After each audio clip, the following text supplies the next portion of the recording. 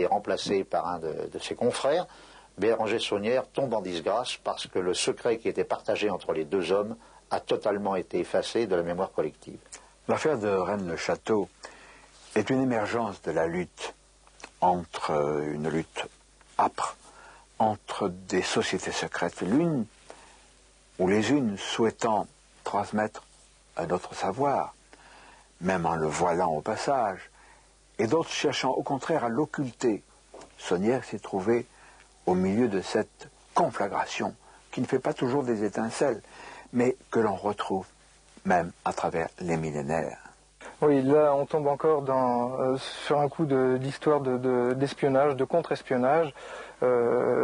Tu évoques souvent dans les histoires des IBI, des petits gris, l'organisation internationale, voire même pourquoi pas intergalactique, appelée MJ12, Majestic 12.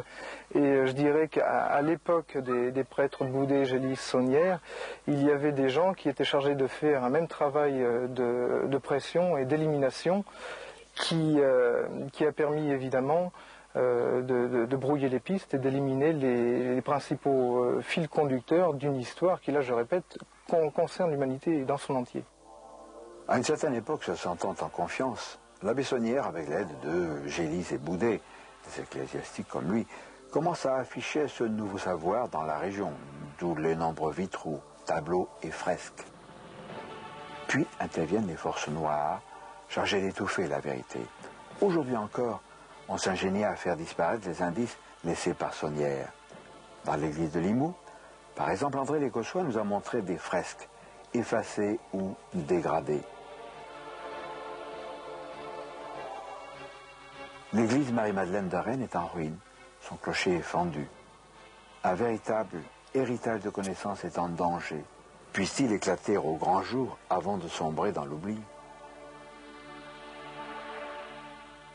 Ce qui est fascinant dans l'affaire de Rennes-le-Château, c'est qu'il y a en permanence cette opposition des forces des ténèbres et des forces de lumière, qui s'entremêlent, qui se mélangent de façon inextricable pour essayer de nous cacher les origines de l'humanité, car ça gêne beaucoup de monde. Alors, deux églises, deux traditions, deux types de savoir, et s'il y avait deux abbés Saunière? Bien. Vous avez un abbé Saunière qui habitait Villa Béthanie, qui s'est fait faire d'ailleurs sa photo, celle de Marie Denarnaud, qui toutes les deux trônaient dans le salon. Vous aviez cet abbé-là, et il est paru d'un seul coup dans tous les livres qui parlent de l'abbé Saunière, cette photo-là. Ça n'est pas le même homme. Je vous avais dit, j'ai été documentaliste, je me suis intéressé à cette histoire-là. J'ai envoyé les photos au Quai de Gèvres, au service d'anthropométrie, au système pileux, au système des eaux, et tout ça. Ce n'est pas le même, ce n'est pas du tout le même personnage. Et je me suis retrouvé par hasard avec la photo de quelqu'un, prêtre, abbé Saunière, qui était ce monsieur. Il y a un air de famille, bien sûr. Mais... Voilà. Et lorsque j'ai étudié cette photo et que je l'ai renvoyée au Quai de Gèvres, demandant entre lequel de ces deux messieurs ce monsieur pouvait correspondre, on m'a dit, bien entendu, c'est celui-là. Système pile or, retournant la photo, je vois Alfred Saunière, 1884. Ce qui fait que vous avez depuis environ, je ne sais pas, une trentaine d'années, la photo de l'abbé Béranger Saunière qui porte tout simplement l'empreinte du visage de son frère. L'énigme ou les énigmes subsistent. Elles subsistent totalement, parce que si jamais vous regardez bien, ce monsieur donc aurait été à Paris, monsieur Saunière, qu'il soit Béranger ou Alfred.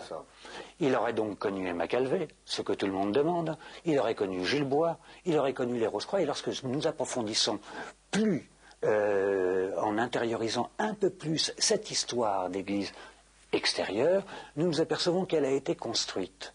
En regardant les papiers de tous les gens qui ont œuvré à cette église, tous, du moindre manœuvre, jusqu'à l'architecte, en passant par Jules Bois, en passant par les inspirateurs, en passant par Élie Bott, qui était l'entrepreneur, toute cette église a été construite par tous les gens dont a fait partie Alfred Saunière, qui était précepteur du fils du grand maître de la loge Rose-Croix de Toulouse catholique, et qui lui-même avait donc, sait-on comment, amené sur place tous les maîtres d'œuvre, à quelque niveau qu'ils soient, du travail de la Bessonnière.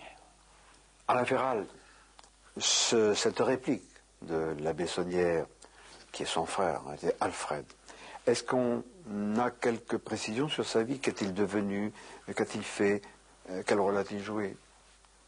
On en a peu, mais on en a une, on a une précision qu'a donnée d'ailleurs son frère, qui s'appelle Béranger Saunière, qui lorsqu'il a eu tous les problèmes que nous pouvons connaître au sujet du trésor qu'il aurait trouvé, ou bien des messes qu'il aurait falsifiées, enfin je pense que tout ça d'ailleurs, il y a eu peu d'enquêtes véritables qui auraient été faites à ce niveau-là, mais la Bessonnière l'avait très bien résolu.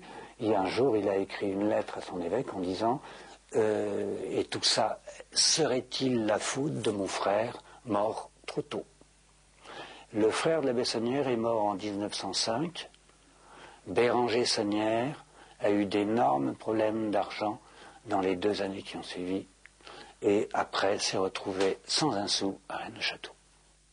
L'affaire de Rennes-le-Château, c'est un peu comme ces matriochkas russes, ces poupées russes qui s'imbriquent les unes dans les autres pour nous amener à des niveaux de compréhension différents. Alors, c'est pas facile de rechercher la vérité, surtout lorsqu'il y a des entraves. Et par exemple, l'un de nos informateurs, je ne dis pas Nemo, l'un de nos informateurs qui nous promettent d'autres révélations, a reçu des menaces de mort, et c'était pas une plaisanterie, des menaces de mort émanant d'un haut prélat. Alors, je m'adresse à lui, vous, qui regarderez cette cassette. Je vous rappelle que nous, les chercheurs marginaux, qui ne sont pas à côté mais qui sont en avance, nous sommes un peu comme le chardon, qui s'y frotte, s'y pique. Alors ces menaces, ces intimidations, qui ne nous impressionnent pas, sont le fruit d'un véritable crime contre l'esprit, une sorte de terrorisme intellectuel. Alors là, je crois qu'il faut se préparer. L'avenir ne sera pas nécessairement celui auquel nous pensons. Vous y êtes préparé pour avoir vu ces cassettes. Néanmoins, je vous rappelle ce qu'avait dit mon vieil ami Aimé Michel, mort en 1993, à propos du public berné par les vues officielles, berné par la science officielle, berné par d'authentiques canailles qui entretiennent l'obscurantisme. C'était rien. Le jour où la vérité va éclater sur l'authenticité de nos visiteurs, en tant qu'êtres venus d'ailleurs, et qui ne sont pas étrangers à nos origines, savez-vous ce que cela va déclencher chez les humains? Aimé Michel l'a dit, un véritable Hiroshima psychique. Alors vous, amis, préparez-vous quand même et faites-le savoir.